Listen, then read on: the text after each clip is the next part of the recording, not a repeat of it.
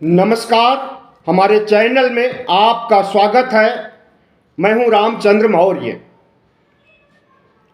प्रधानमंत्री नरेंद्र मोदी अहंकार में डूबे हुए हैं। उन्हें घमंड है अपनी सत्ता का और प्रचंड बहुमत वाली सरकार का। देश में हाहाकार मचा हुआ है। तमाम संगठन आंदोलनरत हैं और प्रधानमंत्री नरेंद्र मोदी चैन की बंसी बजा रहे हैं। किसानों का आंदोलन जो 13 महीने तक चला था, 2020-21 में उनकी आधी अधूरी मांगें मानी गई। इसलिए किसान फिर से आंदोलनरत होने जा रहा है। अगले सप्ताह ट्रक ड्राइवरों की हड़ताल 48 घंटे नहीं पूरी हो सकी कि प्रधानमंत्री नरेंद्र मोदी घुटनों के बल आ गए, हार मान लिए और हिट एंड रन कानून को वापस ले लिए। प्रधानमंत्री नरेंद्र मोदी किसानों की समस्याओं को सुलझा नहीं सके। ड्राइवरों की समस्या, बेरोजगारों की समस्या, गरीबों की समस्या से देश में हाहाकार मचा हुआ है। त्राहिमाम की स्थिति उत्पन्न हो गई है। अब देखना है कि प्रधानमंत्री नरेंद्र मोदी जिस तरह से 48 घंटे के भीतर ट्रक ड्राइवरों को मना लिया, कानून जो बना था नया कानून उसे वापस ले लिया और कहा कि हिट एंड रन कानून लागू नहीं किया जाएगा। जो कानून पहले से चल रहा था वही चलेगा।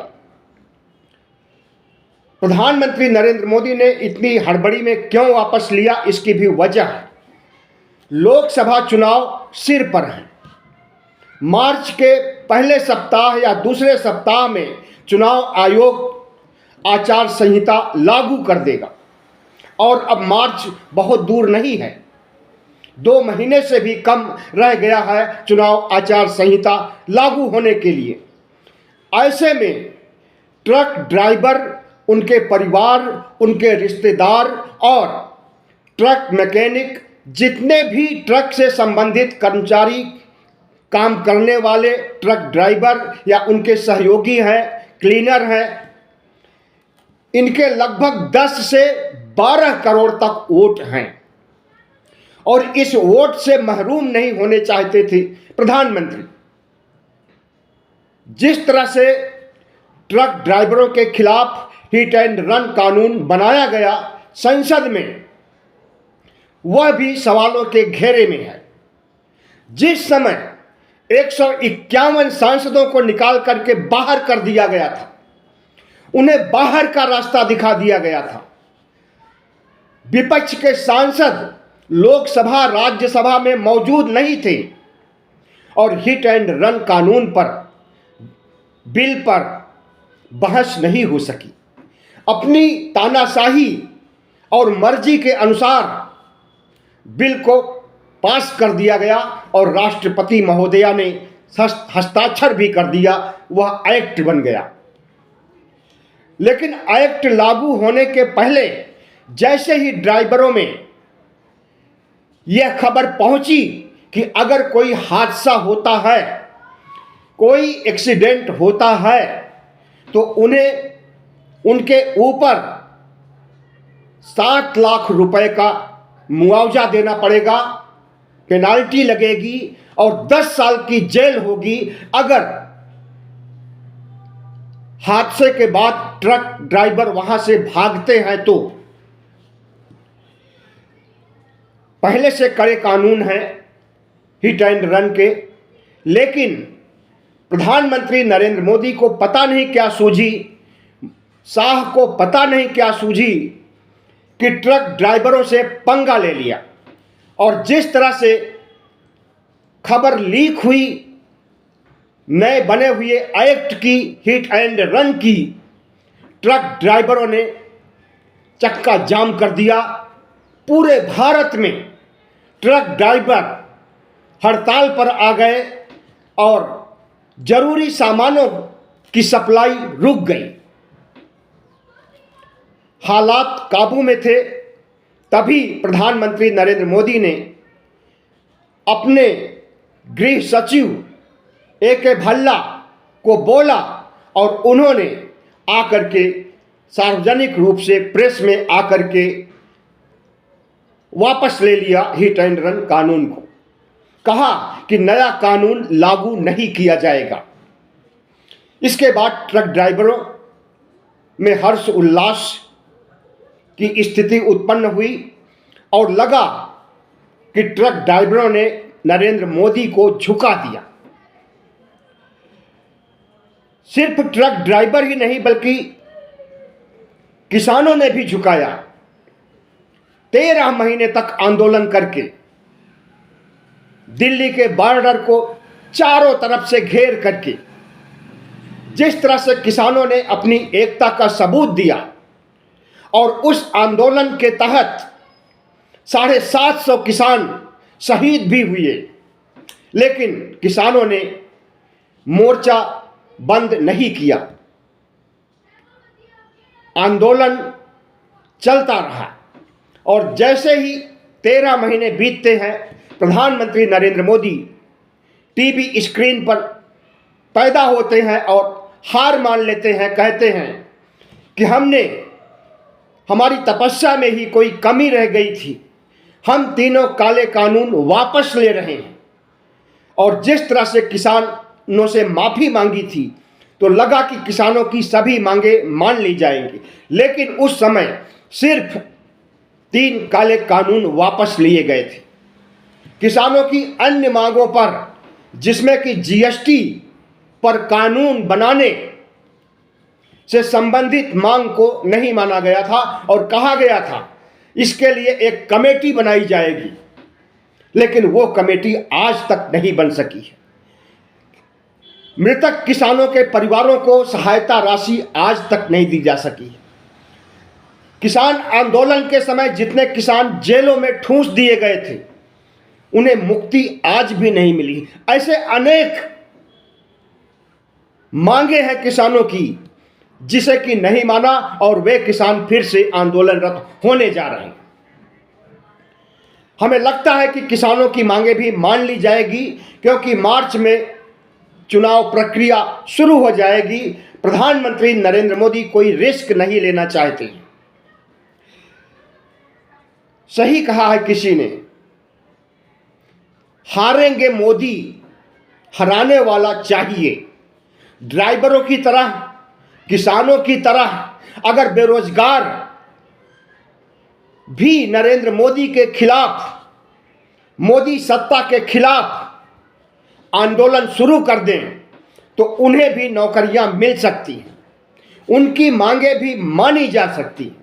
अगर नौकरियां नहीं तो बेरोजगारी भत्ता तो मिलेगा ही, लेकिन बेरोजगार खामोश बैठे हैं और उस दिन का इंतजार कर रहे हैं जब ईवीएम के बटन दबाने का अवसर आए, और वो अवसर अप्रैल मई में आने वाला है। तो प्रधानमंत्री नरेंद्र मोदी बेरोजगारों की समस्या को हल नहीं कर सके। ड्राइवरों ने अपनी त्वरित समस्या को उठाया और उसका हल कर दिए।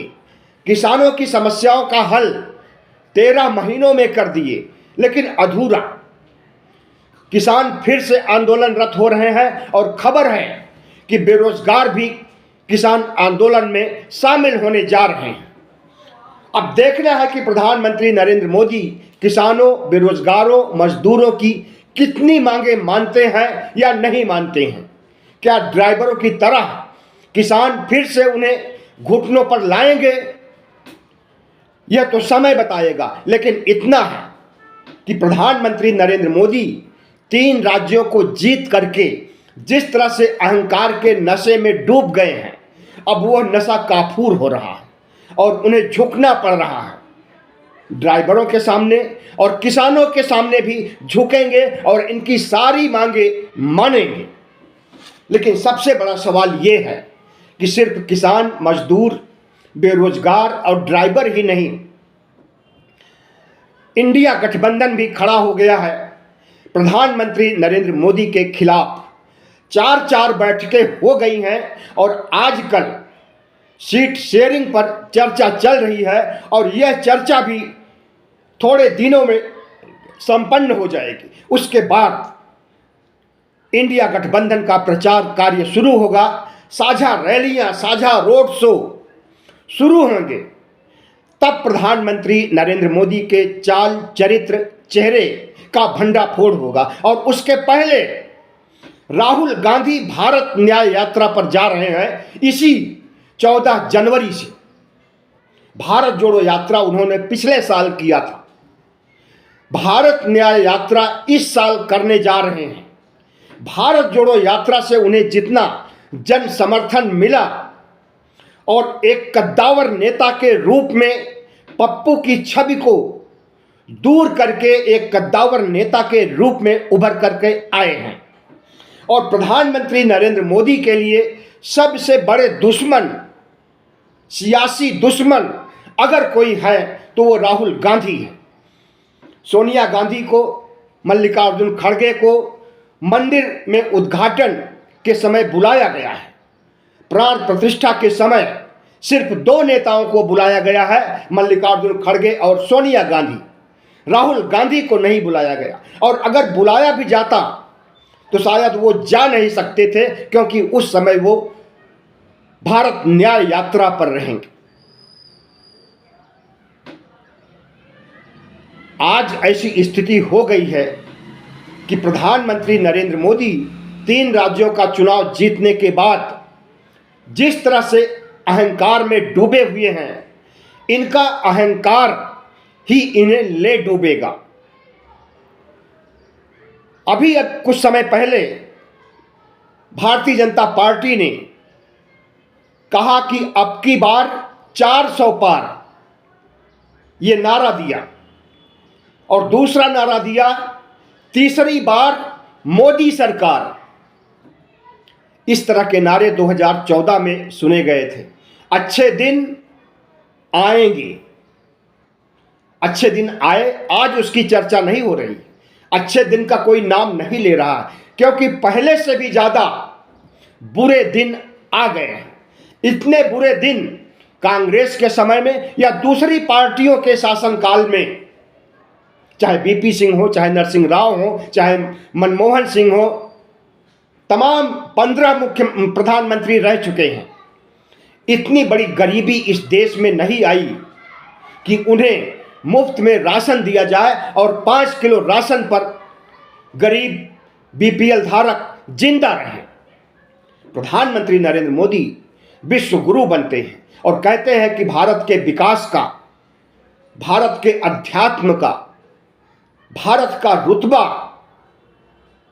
दुनिया के देशों में डंका पीट रहा है। लेकिन हकीकत क्या है? इतनी ज़्यादा गरीबी है कि 5 किलो राशन पर 80 करोड़ जिंदा हैं। बेरोजगारों की समस्या इतनी ज़्यादा है कि हर 2 घंटे पर एक बेरोजगार आत्महत्या कर रहा है। और इस देश में जिस तरह से मंदिर आंदोलन शुरू किया गया है, मंदिर बनाने का होड़ लगा हुआ है, मंदिर में प्राण प्रतिष्ठा करने, मंदिर का उद्घाटन करने और हिंदू मुस्लिम करके, ध्रुवीकरण करके वोट हासिल करने की फितरत जिस तरह से नरेंद्र मोदी सरकार कर रही है, ऐसा पहले कभी नहीं हुआ था। आज नरेंद्र मोदी का सबसे बड़ा एजेंडा है राम मंदिर। राम मंदिर के आगे न तो विकास, न गरीबी, न बेरोजगारी और न देश को आगे ले जाने का कोई एजेंडा उनके सामने है। सिर्फ और सिर्फ राम मंदिर के आधार पर चुनाव जीतना चाहते हैं। राम मंदिर के अहंकार में इतना ज़्यादा गोदी मीडिया, भारतीय जनता पार्टी के नेता और आरएसएस अंधा हो गया है कि प्रधानमंत्री नरेंद्र मोदी को विष्णु का 11वां अवतार बता रहा है। साक्षात भगवान हो गए हैं नरेंद्र मोदी। आरएसएस की नज़रों में, भारतीय जनता पार्टी के नज़रों में, अंधभक्तों की नज़रों में। और दूसरी तरफ बेरोजगार, मजदूर, किसान, ड्राइवर प्रधानमंत्री नरेंद्र मोदी को कोस रहे हैं और इस देश की जनता और बच्चे बच्चे भी झूठा और जुमलेबाज प्रधानमंत्री करार दे रहा है। प्रधानमंत्री नरेंद्र मोदी को भले ही ये आत्मविश्वास हो कि राम मंदिर के बहाने वो फिर से तीसरी बार सत्ता हासिल कर लेंगे, लेकिन ऐसा नहीं होने वाला। इस देश में 85% ओबीसी, एससी, एसटी के लोग हैं और इन्हीं ओबीसी, एससी, एसटी में अधिकांश, आधे से अधिक अंबेडकरवादी हैं जो अपने को हिंदू नहीं मानते हैं। अगर इन 85% देशवासियों में आधा अपने को मनुवाद से दूर रखना चाहता है या मनुवाद को उखाड़ फेंकना चाहता है, अंबेडकरवाद को लागू करना चाहता है, दलित आंदोलन, पिछड़ों का आंदोलन को आगे बढ़ाना चाहता है, ओबीसी की जनगणना कराना चाहता है और ओबीसी को उसका हक अधिकार दिलाना चाहता है, तो इन्हें नजरअंदाज नहीं किया जा सकता। 85% ओबीसी, एससी, एसटी के लोग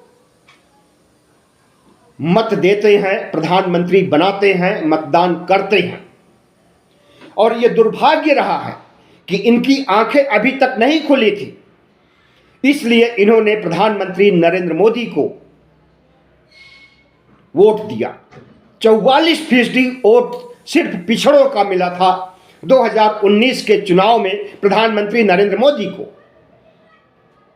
तो नरेंद्र मोदी का अहंकार जो वोटों के बल पर, बहुमत के बल पर बना था, वो अहंकार धराशायी होने जा रहा है और उस अहंकार को इंडिया गठबंधन ध्वस्त करने जा रहा है। लोग कहते हैं कि प्रधानमंत्री नरेंद्र मोदी का चेहरा इतना चल गया है कि उनकी जीत सुनिश्चित है, तीसरी बार प्रधानमंत्री बनेंगे, लेकिन हम कहते हैं कि आंकड़ों के हिसाब से कहाँ ठहरते, और जो उनका अब की बार 400 पार का नारा है उसे कैसे हासिल करेंगे।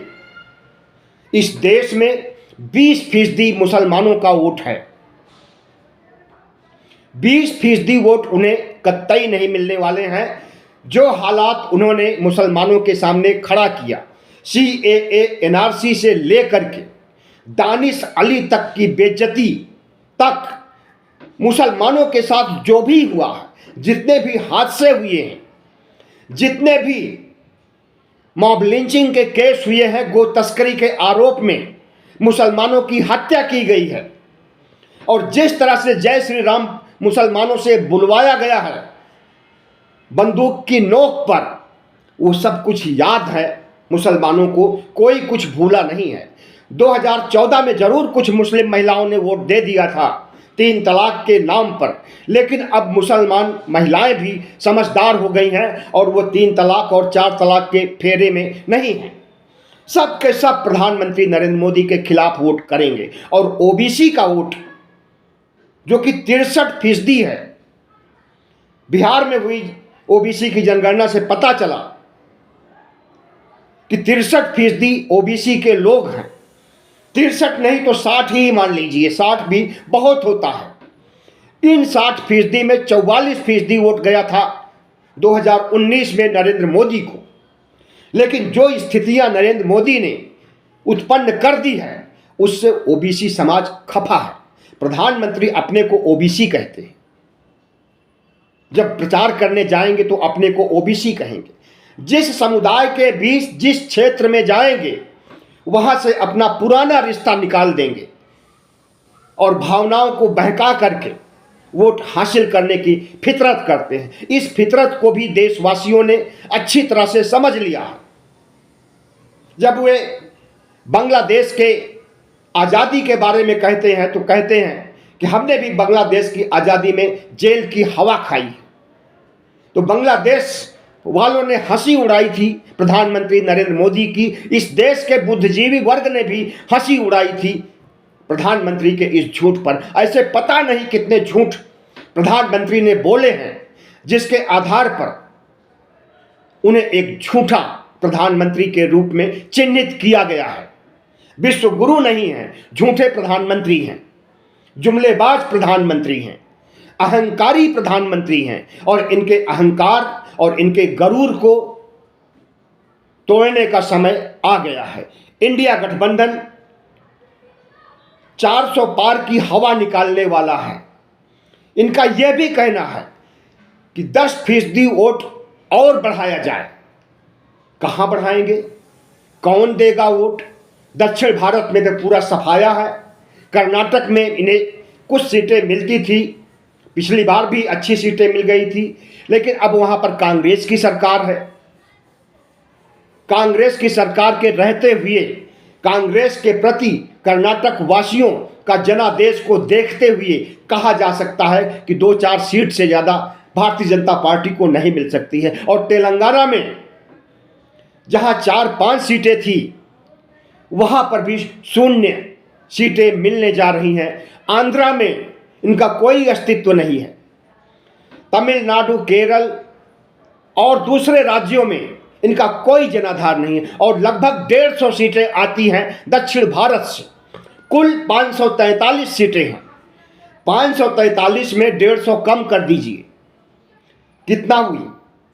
350। तो 350 जो उत्तर भारत की सीटें हैं और पूर्वोत्तर भारत की, और पूर्वोत्तर भारत में नॉर्थ ईस्ट में मणिपुर की घटना ने नरेंद्र मोदी को घुटनों के बल ला दिया। वहां से मणिपुर की सिर्फ 2 सीटें हैं, लेकिन मणिपुर के आसपास पूर्वोत्तर में जितनी सीटें हैं सब पर नरेंद्र मोदी की हार होने जा रही है। मैतेई समुदाय के पक्ष में जिस तरह से वहां के मुख्यमंत्री ने काम किया है और उसका साथ दिया है प्रधानमंत्री नरेंद्र मोदी ने, और वहां पर महिलाओं को नंगा घुमाया गया, बलात्कार किया गया, मार डाला गया। मणिपुर का कलंक सिर्फ मणिपुर तक नहीं सीमित रहेगा, पूर्वोत्तर तक पूरा फैल जाएगा। पूर्वोत्तर के हर राज्यों में मणिपुर का मुद्दा छाया रहेगा।